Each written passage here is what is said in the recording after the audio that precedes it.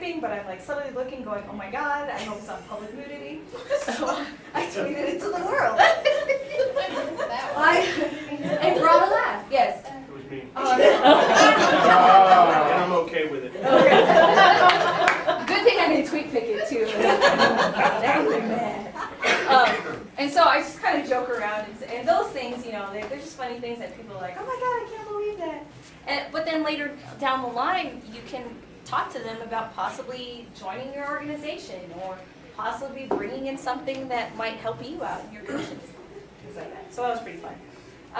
The one column I always recommend for folks to have, or the two columns, a keyword or a search that pertains to your field. So for example, I'm trying to think, let's take, for me, chamber.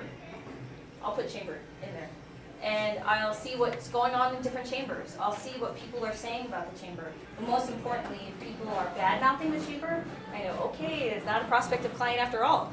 Or if I know that the business is new, I'll have them in my second topic, which I recommend for everybody. If they're a business-to-business salesperson, is ABQ businesses.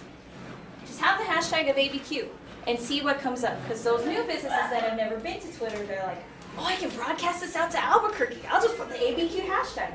Hey, it works. It does. But then that's your next potential client because they're so new. And if your product or value or if your product or service has value to new businesses, perfect way to get them on it. Okay, now is it # ABQ or is it ABQ #? Now, depending on your Twitter software, there are some times where they'll search for just ABQ or just the hashtag itself. It just really depends. So for example, TweetDeck, it just does a general search for the letters ABQ. If I type in Albuquerque, which 140 characters, a lot of people don't type it out. They just put, talk about being lazy, man. But yeah, we don't. So just search for ABQ. We should be fine. What are some of the other things that you guys search for that actually help you whenever you're looking for prospective business? Does anybody else use other things? Realtors? I run Albuquerque, ABQ, are the two big ones. And then, you know, I might, depending on what's going on, I might track something short term like New Mexico storm, or, you know, ABQ weather, or something shorter term. That's just a short term, but I don't keep it as an ongoing one. And then social media I track. Thank you. Yeah, I was just about to say, social media is such a vague word, but at the same time, there's so many people that are doing social media. So it's a good way to say, okay, this is what this person's doing. It's good to see what's going on in your field because what's going on in one market might actually help you out in this market too. Okay, so this might be a real basic question, but you kind of lost me a little bit here. Okay. I don't do much with Twitter, just Okay. like real basic stuff, and I keep dabbling and I stop, and I start and I stop. You're talking about using the search field to go out there and actively To look for people to that look are for. people that are prospective clients. Not to go, hey, I've got something, like if, let's just say, I've had a lot of people that start following me actually because they're in Minnesota and they're moving here. And they might be following a lot of people in Albuquerque because they're coming here. So I don't immediately say, oh, somebody's like, I can't wait till I get moved to New Mexico. I don't go, hey, I've got a house you might like, but I'll start following them and just engaging, just to start the relationship. So, and also too, another term that might help you out is new home, mortgages, new mortgages, shopping, things like that. Just common terms that your prospective clients, person to person use, are prospective terms for you to use in search fields. But you're going out and actively using the search field to find. Yes, Peter?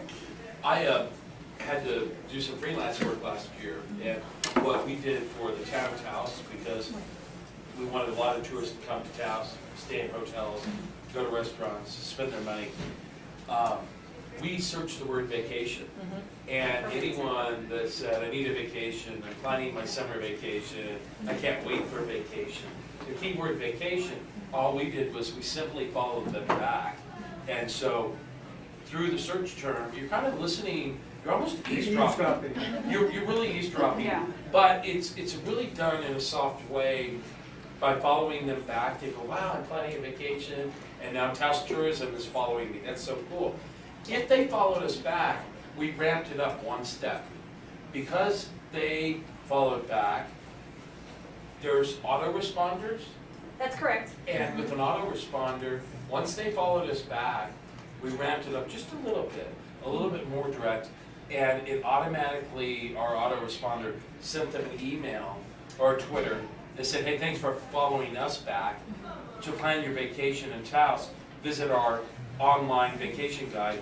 And you got to the ROI by measuring how many clicks from the autoresponder link went to the vacation guide. So then you can prove to your management the value of social media. the social Very media cool, yeah. through how many people increased. To branch out before I take your question again, to branch out on that, if you don't know what it means to track back to your website, every website you can always jump in with Google Analytics, which is free, which we have done seminars with Google Analytics before.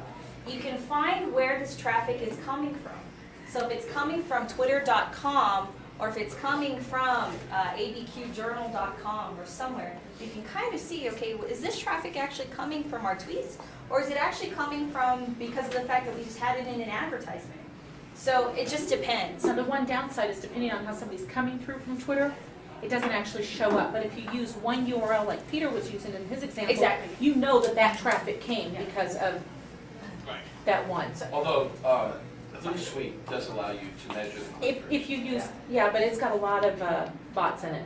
Yeah, I'm sorry, go ahead. and I don't know that it works with the autoresponder. Okay. There's a I'd gentleman. like to know a little bit more about how you tie in the autoresponder. You're not using a Twitter autoresponder, are you? Yeah, it's a Twitter autoresponder. It's Twitter autoresponder, yeah. Based kind of on a, it's not all out permission, but they did follow us back. And so the autoresponder, whether you're doing it for personal use or for commercial use, an autoresponder will just send something that says, hey, thanks for following us. So what I'm trying to get at is, are you using something like Aweber to follow them back, or does Twitter have something built in that? No, Twitter does not have something built It's, in. Okay, I so forget then, so then my question is, how do you get around the permission issue if they followed you, but they haven't given you permission to put their name on Aweber? Well, it doesn't store their name. It just recognizes that someone's come and followed you, and it sends them an email. It's very controversial. Yeah. I felt comfortable with it because it wasn't a hard sell. It was our message. And so the key then is, what language are you going to use? Are you going to build the wall up, or are you going to lower the wall? Exactly. And the way that we lowered our wall that Crystal was talking about was, hey, thanks for following us. If you want to plan your vacation in Taos, here's a website. Yes. That's it. Rich? So I want to know, that link that goes to Twitter back to your website, does that have any SEO value, or is that just gone? Well, the SEO value comes in when the traffic hits your server. The links from Twitter are becoming very valuable, Yeah. SEO wise. All social media links are becoming extremely valuable in Twitter. And the example I like to give is Google is going, it used to be that we could spend 4 hours a day contacting every webmaster across the world and exchange a link. And man, we were gonna rock and roll, and that's all we had to do was sit at our laptop. Right. Those days are fast ending. What's happening now is Google's going back to more of a high-tech version of the 1950s word of mouth. I've moved to town, I say, hey, Crystal, I need a great daycare. Where do you have Jonathan? So she tells me, except Google's using this to watch our conversations. Yeah. And because we talked about straight up pizza tonight, hey, we're gonna go have a great meeting at Center Q tonight at Straight Up Pizza, Google said, great, Straight Up Pizza, this is positive. If we had said Straight Up Pizza sucked, it would be, that's negative. So yes, the social media links are becoming extremely valuable. Now, I don't mean to distract away back to the conversation, but I just wanted to chime in one more thing and actually move on with our presentation. In commercial, how many of you folks actually do business